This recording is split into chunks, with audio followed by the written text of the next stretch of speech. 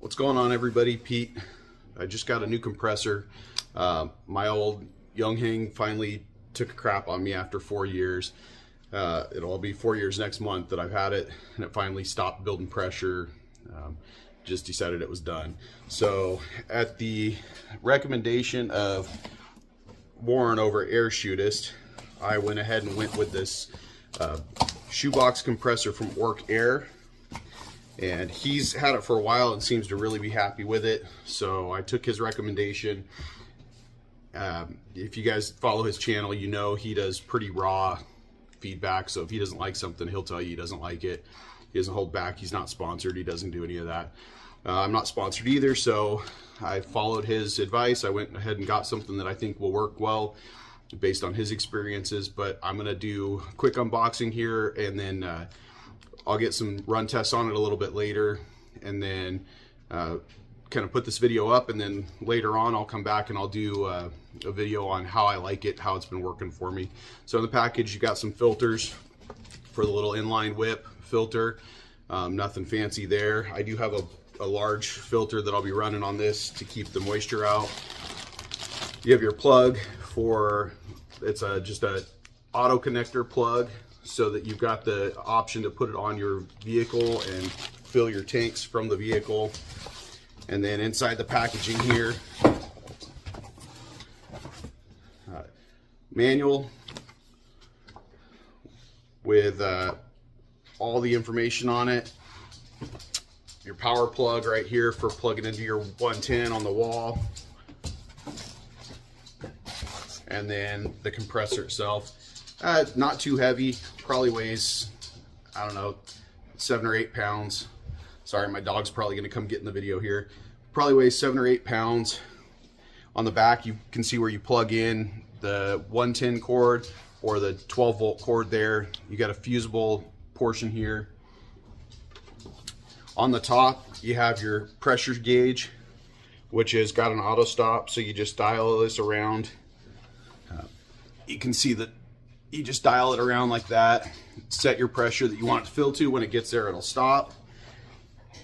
One button use, on off power right there. You got your burst disc, your connector for your fill whip, and then your bleeder to bleed off the pressure. Pretty simple, pretty easy to use, air cooled, so we'll see how it works. I'll let you guys know more later. All right guys, so we're gonna do a quick leak down test on this. I just plugged it in. You can hear that the fan is running in there, but this is just the basic cooling fan. I also forgot to mention it's got a temp gauge on the side here. So what they recommend is you put the whip on there, you put this plug in, and then you're going to set it to 200 bar, and then just press start and turn it on, let it build pressure. It should build pressure up and then hold it, so let's see what happens here. Pretty quiet. Much quieter than my old Younghing was. It's building pressure pretty quick. Should get to that 200 bar and then shut off. And it shuts off. Now we're just going to let it sit for a few minutes and see if it loses any pressure. It built pressure, which was good. Let's see. It built pressure, so I'm going to bump this back up to 4,500 psi, because the next thing we're going to fill will be, well, we'll see what I fill next, and I'll adjust that to where I need it to be.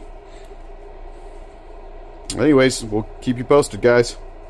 Alright, so it's been a little over an hour now, and I just came back, and the pressure's holding good, so I'd say we are good on our leak test.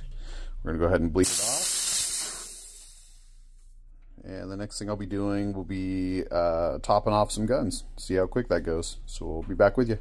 So here's a little sound comparison between the two, and I'll get you decibel ratings in just a little bit. Obviously, with the Younghing, I don't have the water pump hooked up anymore. You can see the lines are ripped off here because I'm not going to run it long enough to overheat it. And even if I did, it doesn't matter because it doesn't build pressure anymore because the cylinder is obviously giving out on it.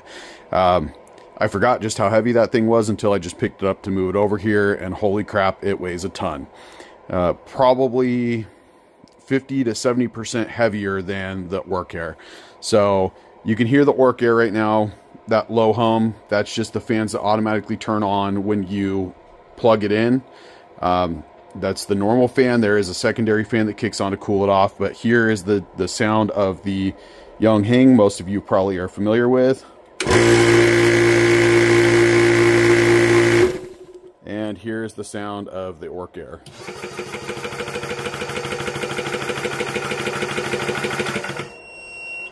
Pretty big difference there. So I'll get you decibel ratings on it and I'll let you know what those are. So in the Orcair manual, it says they don't recommend filling large tanks, but you can. And it actually specifically says if you're trying to fill from 0 to full, that it's really difficult on it. But if you're just trying to top off from, say, 3,000 PSI up to 4,500 PSI, that it's doable. Just make sure that you stay to the 30-minute cycle of 30 on, 20 off.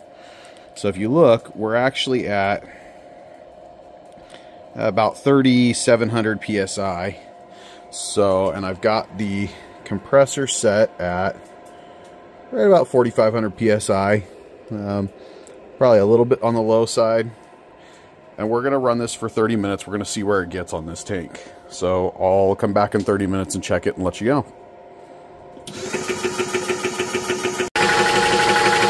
So here we are at about 25 minutes in, and we've gone up about 500 PSI on the air tank.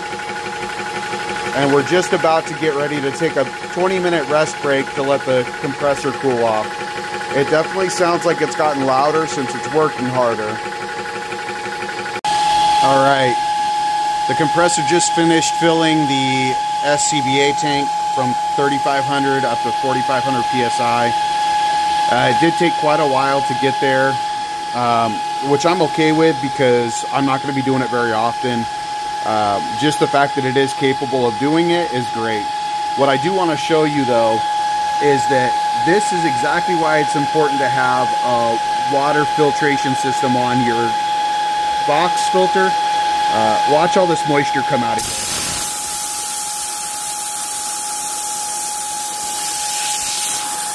So when I bleed that bleed screw off, that's all the moisture coming out of there that this compressor is pulled from the air, which is why you'll see that I have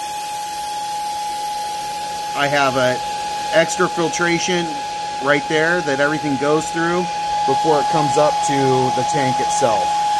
So it is very important to have one of those on there and be making sure that you're putting dry air into your gun.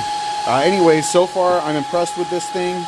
This fan's gonna run for, there you go, it'll run for a little bit. I gotta come back out and unplug it. You can hear the secondary fan still running. And you can see the temp is coming down. Obviously it's in Celsius. 40.9 degrees right now, coming down. I'll let it finish cooling off and then I'll unplug it for the night.